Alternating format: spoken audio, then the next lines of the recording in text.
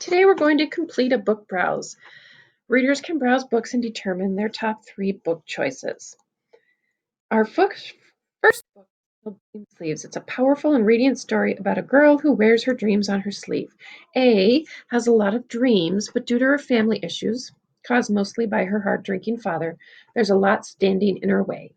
While she should be enjoying the summer with friends, Aislinn is kept under lock and key and put in charge of her younger siblings.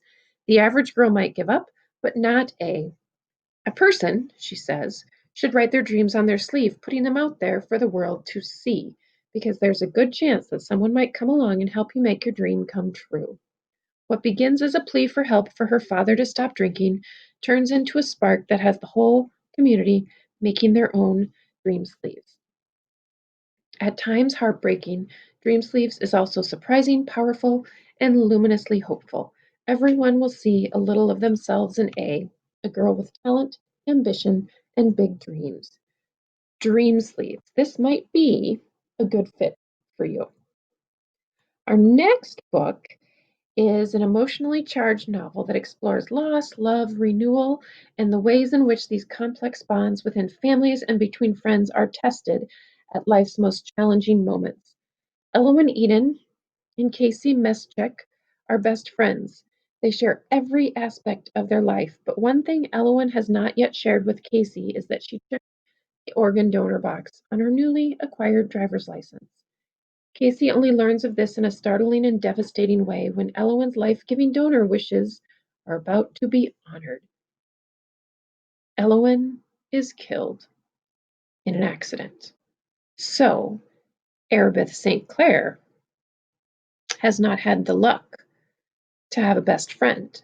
Due to her diseased heart, she's led a sheltered life.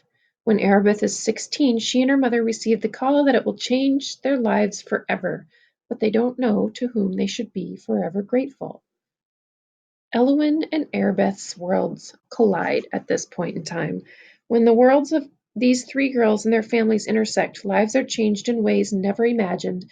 Most especially, it is Casey who sees things differently, for she can keep alive the memory of her dear friend by sharing the renewed life of another teenage girl, while helping to ease the pain of the 2 families involved and coming to terms with her own. Heart to Heart by Lurleen McDaniel might be a good fit for you. The next option is Okay for Now. This is one of my absolute favorites.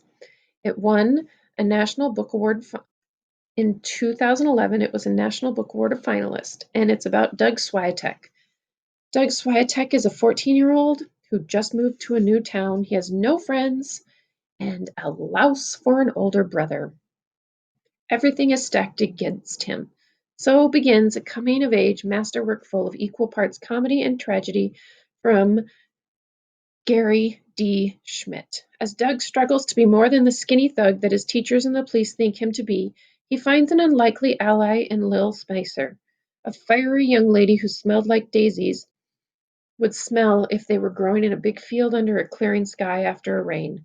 In Lil, Doug finds the strength to endure an abusive father, the suspicions of a whole town, and the return of his oldest brother, forever scarred from Vietnam.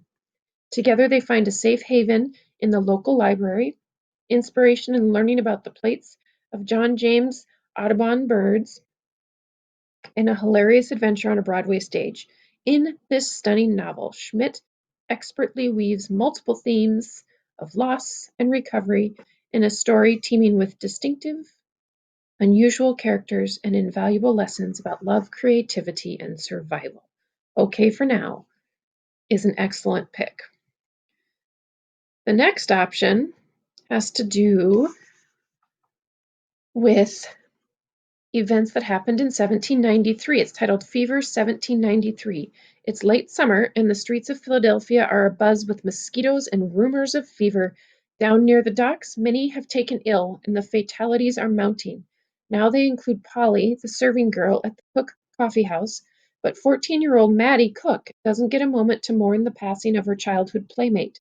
New customers have overrun her family's coffee shop, located far from the mosquito-infested river. and Maddie's concerns of fever are all but overshadowed by dreams of growing her family's small business into a thriving enterprise. But when the fever begins to strike closer to home, Maddie's struggle to build a new life must give way to a new fight, the fight to stay alive. Fever 1793 is an excellent pick. Our next option is Pop by Gordon Corman. When Marcus moves to a new town in the dead of summer, he doesn't know a soul. While practicing football for tryouts, he strikes up an unlikely friendship with an older man.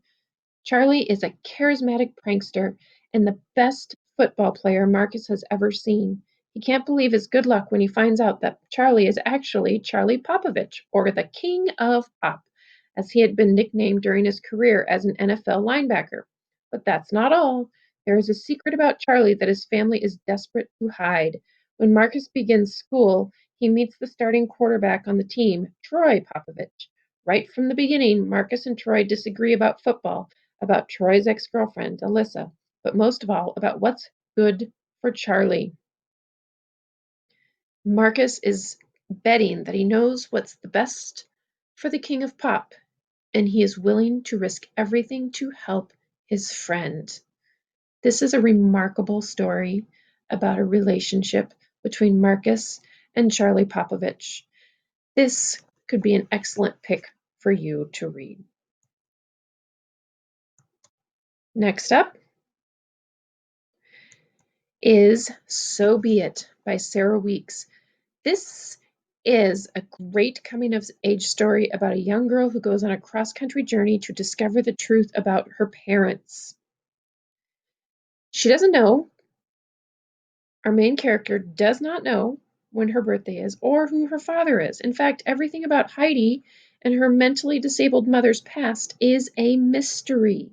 So when a strange word in her mother's vocabulary begins to haunt her, Heidi sets out on a cross-country journey in search of the secrets of her past. Far away from home, pieces of her puzzling history come together. But it isn't until she learns to accept not knowing that Heidi truly arrives. So Be It is an outstanding option.